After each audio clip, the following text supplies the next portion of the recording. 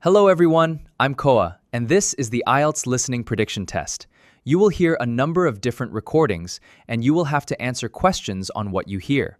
Will be time for you to read the instructions and questions, and you will have a chance to check your work. All the recordings will be played once only. The test is in 4 parts. Write all your answers in the listening question booklet. At the end of the test, you will be given 10 minutes to transfer your answers to an answer sheet. Now turn to Part 1 on page 2 of your question booklet.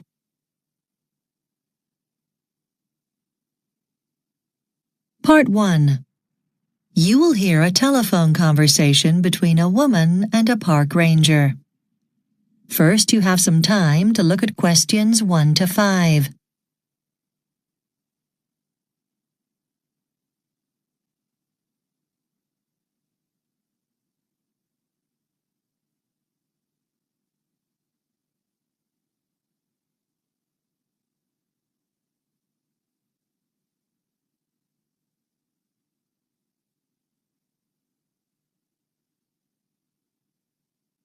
Now listen carefully and answer questions 1 to 5.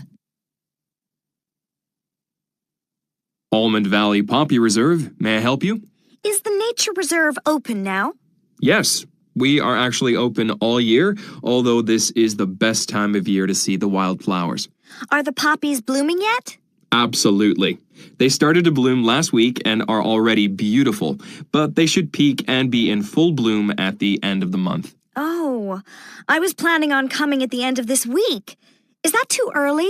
No, not at all. The hills are already covered with orange poppies. I thought poppies were red. Not in California. I've never seen a red poppy here. The Poppy Reserve is in Ocean County, right? Right. From Lakeside, you'll need to drive about an hour east. What time does the reserve open? The reserve is open from sunrise to sunset. It's best to come early in the morning to beat the crowds, but for the best photography, you might want to consider a mid-afternoon visit on a weekday. I heard that there are a lot of rattlesnakes in the desert. Is it dangerous to walk about? Most wildlife is quite safe. There are very few people bitten by rattlesnakes, so we do recommend wearing trousers just to be on the safe side. All right. I was hoping that I might have the chance to see some wildlife, too.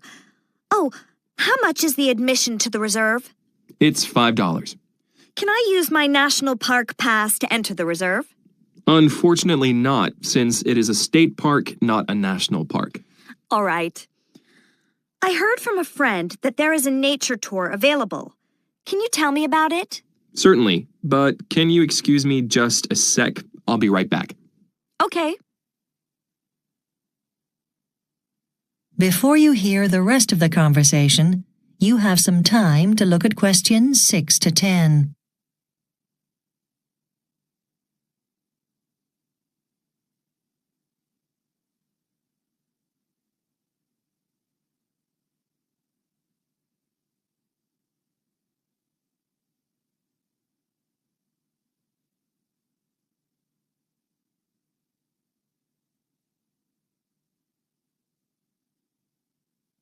Now listen and answer questions 6 to 10. Hello? Yes, I'm still here. Now, you are interested in the nature tours, right? Oh, there's more than one? Yes. We have the general tour, which is the one your friend may have taken, but we also have 2 more specialized tours. Starting at 7:30 a.m. is our general tour. That's early for some people, I know. It's offered every hour, too. But it's a great time, and it only lasts 30 minutes. Is that the tour that takes you to the Vista Points? Yes, that is one of the highlights, along with a film introducing the park and the museum. You're welcome to tour the museum at your leisure. It's a great tour for those who just want to take panoramic pictures with automatic cameras. Well, if I come all that way, I'd like to have a more detailed tour.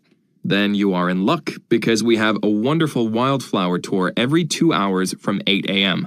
It lasts 1 hour, and the volunteer will give you information about many of the flowers on the reserve. Besides the poppies, will cream cups be in bloom? Yes, And you will see lots of sage too. We have a volunteer who is really good at giving tips on close-up photography. You mentioned another tour. Yes, the last one is the wildlife tour, but it is offered at very limited times. Is that because most of the wildlife is nocturnal? Yes, so we offer this tour only 2 times, 5:30 a.m. or 7 p.m. Wow, that early? But don't the snakes and lizards like the sun? Right. First, let me say it takes about an hour and a half, but you will have the opportunity to see other animals like coyotes, quail, and roadrunners. You have to get here before the crowds arrive or after most of them leave. Well, that makes sense. Does it require a lot of walking? More like a lot of standing, but most of the time you will be at 1 or 2 locations. So we recommend bringing a tripod and zoom lens if you want to take pictures. Well, thank you very much. You've been extremely helpful and informative. You're welcome. Glad I could be of service. Goodbye. Goodbye. That is the end of Part 1. You now have 1 minute to check your answers to Part 1.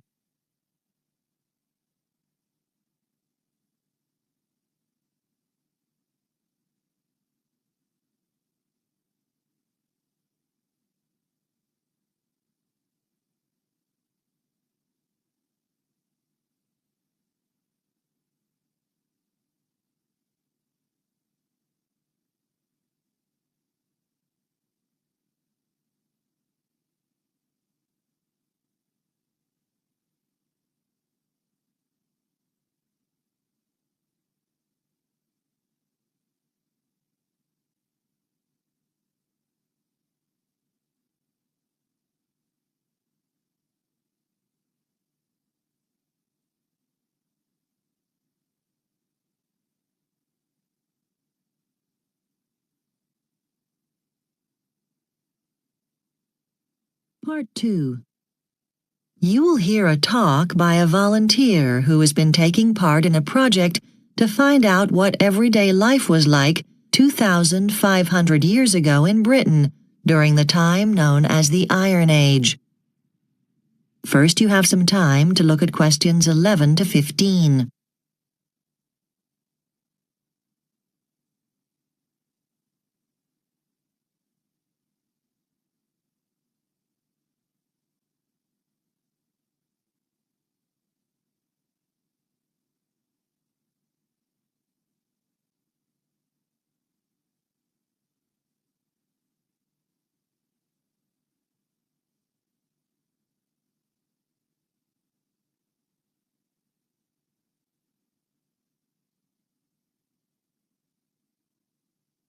Now listen carefully and answer questions 11 to 15.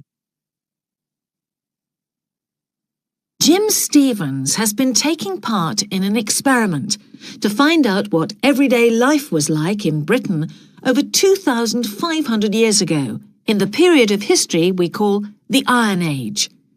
He is one of a group of volunteers who have been living for the last 6 months in the sort of village that people inhabited in those days, and following the sort of daily routine that ordinary people followed then. So, Jim, tell us what you do on a typical day. A typical day in the Iron Age village begins with rising at first light. I occasionally did that when I was at home because I loved having time to myself before the family got up. But here I do it every day because it's so light. Others also get up early because they find the straw beds rather cold. We start work immediately, usually tending to our fires which have died down in the night. I feed the cattle before starting to get breakfast ready, usually porridge that's been soaked the night before.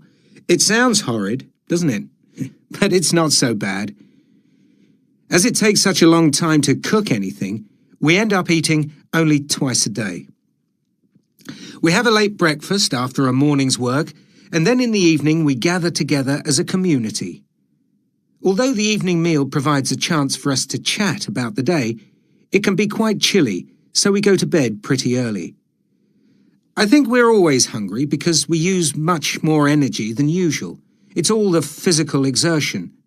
A lot of time is spent just trying to get enough to eat, looking for berries and fruit and things like that.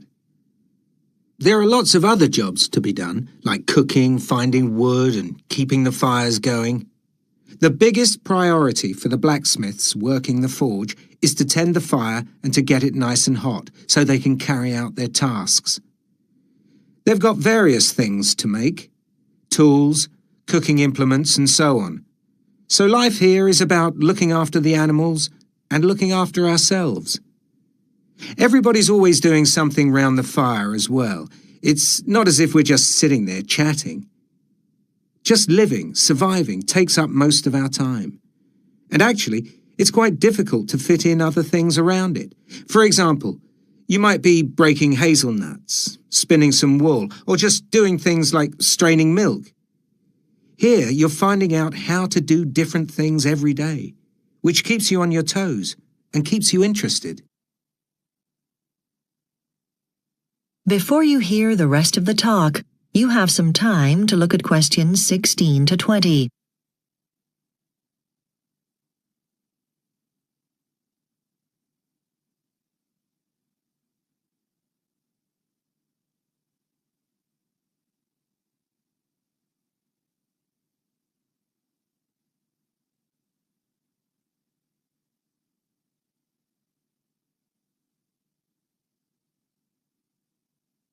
Now listen and answer questions 16 to 20.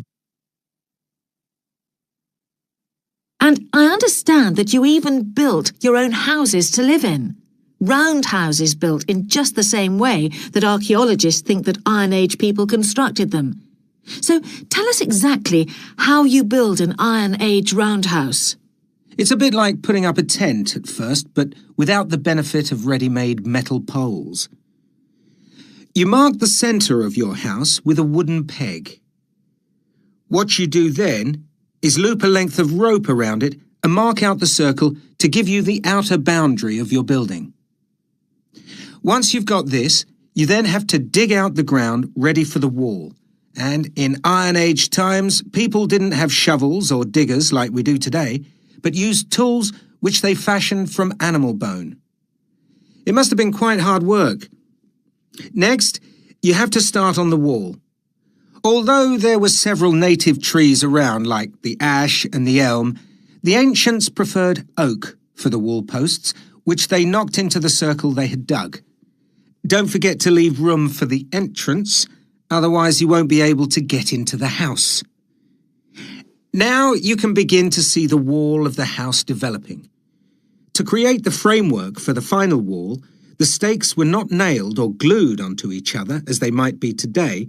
Instead, ones with holes cut into each end are slotted over the upright posts, making what to us looks like a fence. This procedure creates a very firm structure. To support the large roof, first you need to put up a good-sized centre post, which is secured with ropes and pegs. But it's not only this which is relied upon to hold up the roof. So the next thing you have to do is build around the post a timber scaffold tower, similar to the metal ones used in Britain today. This temporary structure of wooden poles enables you to put up the main supporting beams, which are then tied together with rope and fixed to the wall plate at the bottom of the fence. The top part of this tent-like construction is strengthened with 2 ring beams. Now the framework for the roof has to be completed. Rather like weaving a basket using rods from the willow tree, hazelwood rods are linked to the beams in parallel hoops. Now you can see the house in skeletal form. The tricky bit is thatching the roof because it requires great skill. I find this very difficult. First, you take reed bundles and cut them so that each is of equal length. Then you must fix them firmly so they won't blow away in heavy winds. The final part of the process is the daubing, which in effect is like modern-day plastering. Whereas today we use plaster and paint or wallpaper, the Iron Age people had a mixture of clay, cow dung and straw, which they daubed all over the inside and outside to give the house a smooth finish.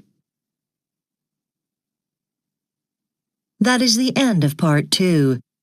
You now have 30 seconds to check your answers to Part 2.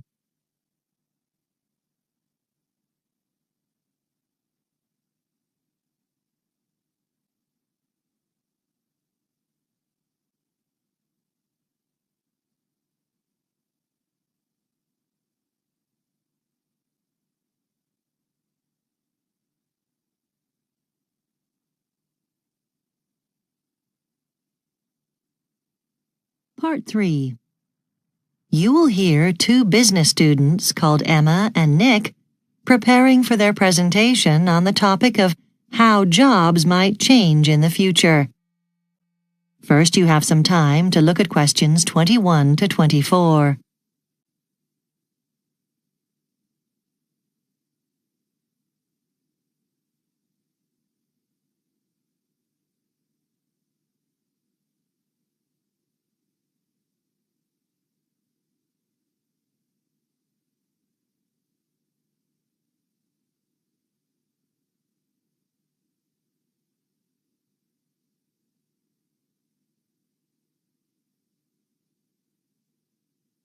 Now listen carefully and answer questions 21 to 24.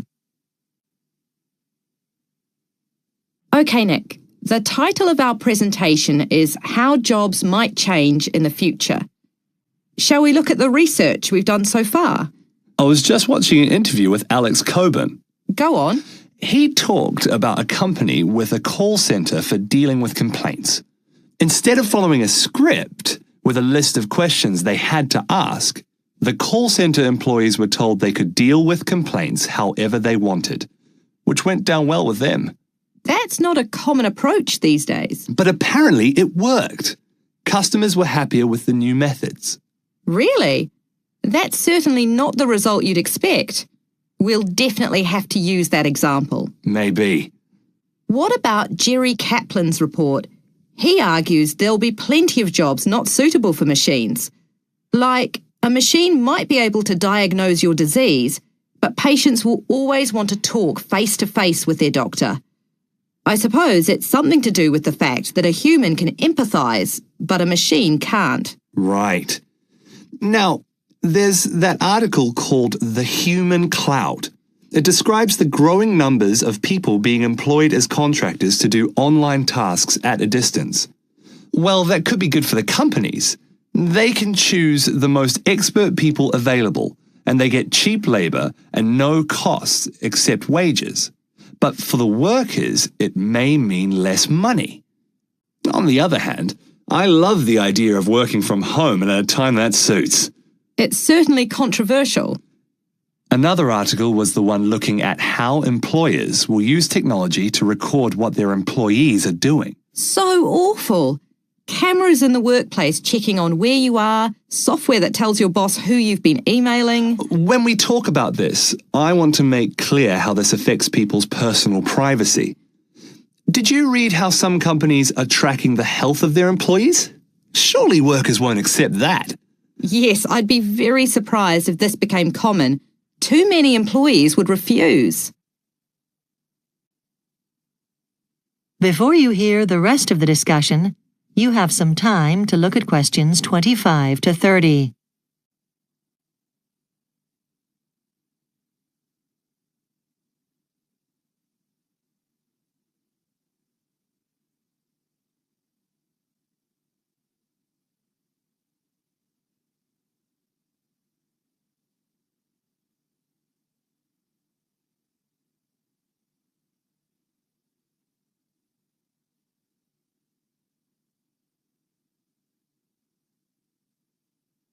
Now listen and answer questions 25 to 30.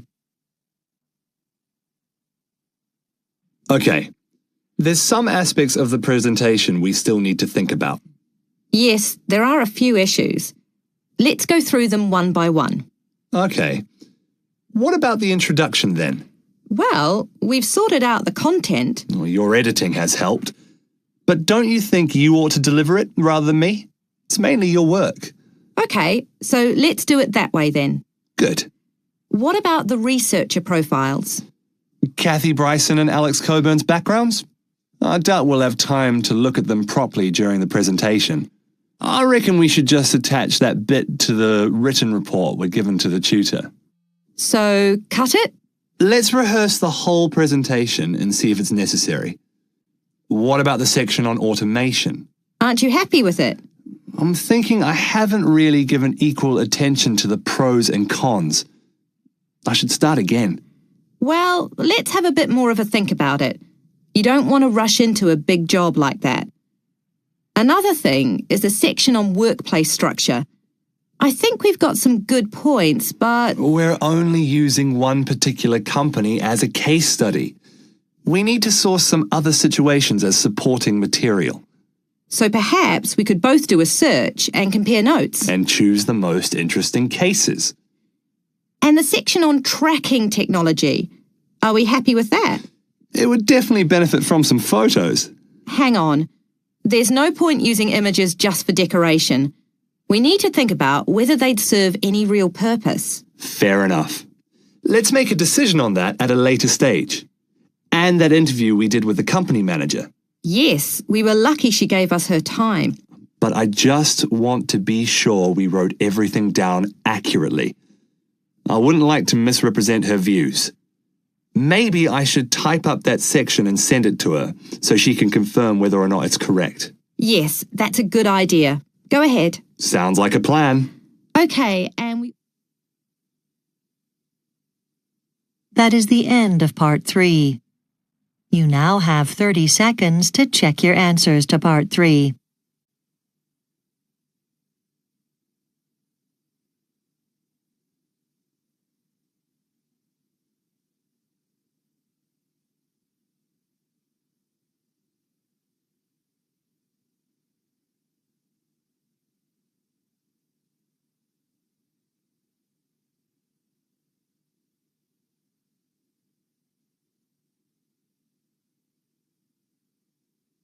Section 4. You will hear an extract from a talk entitled Health on the Night Shift. First, you have some time to look at questions 31 to 40 on pages 8 and 9.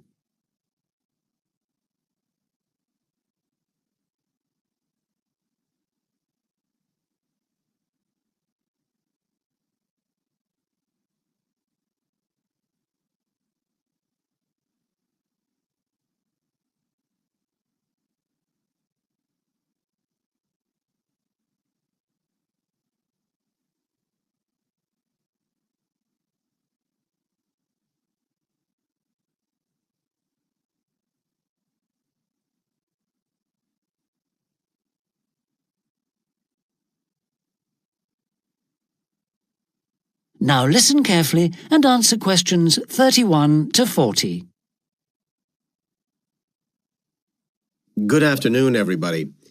In this session, I want to continue looking at health issues relating to the workplace.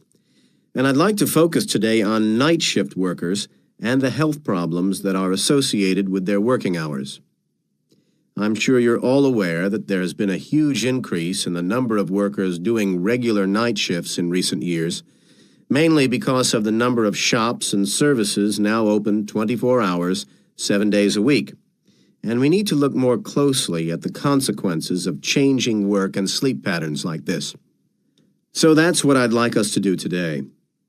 Now, research that has been carried out in both the U.S. and Britain on night working suggests that it leads to a lot of health problems for the workers, and they point to 3 main reasons for this.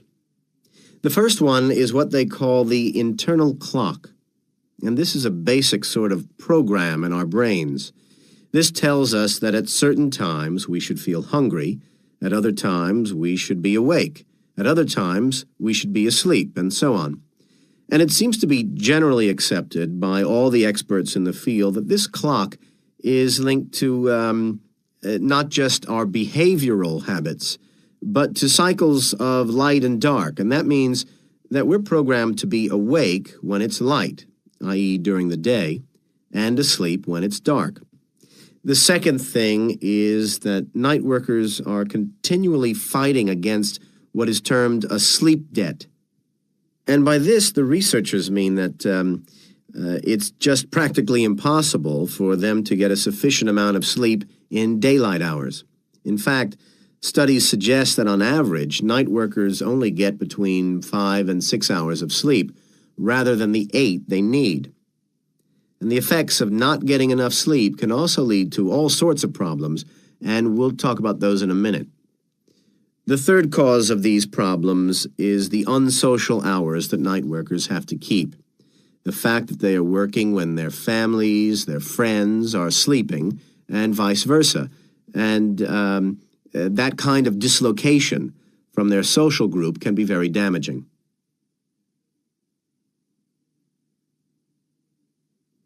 Okay, so let's take a closer look at some of these effects. And if we have a look at the physical effects first, we can see that studies on long-term shift workers found that they were much more likely to get heart problems than day workers. In addition, there seems to be a very high incidence of stomach problems, for example, ulcers among night shift workers.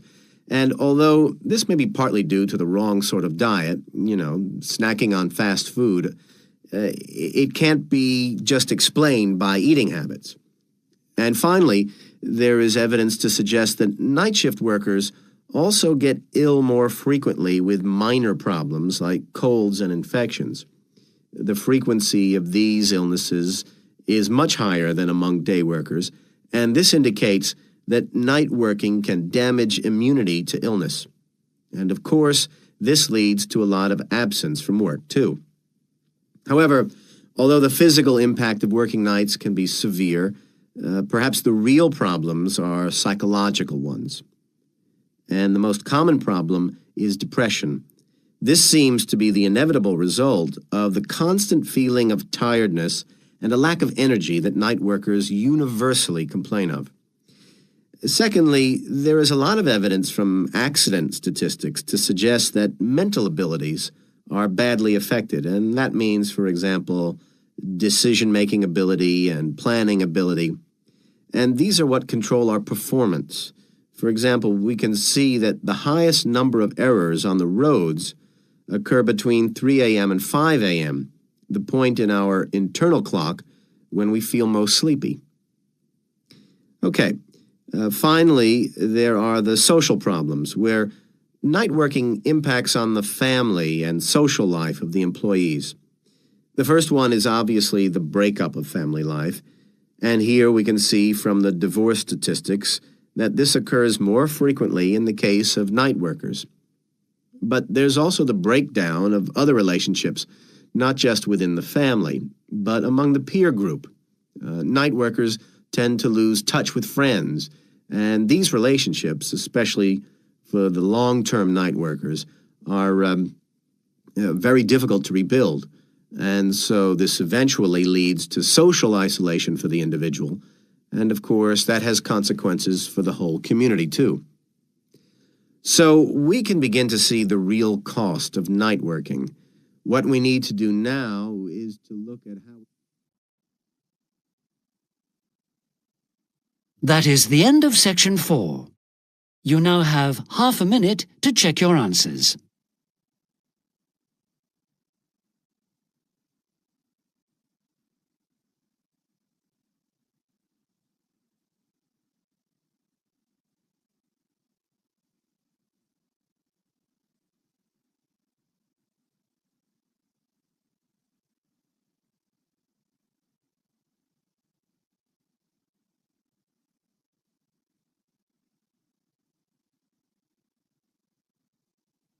That is the end of the listening test. You now have 10 minutes to transfer your answers to the listening answer sheet.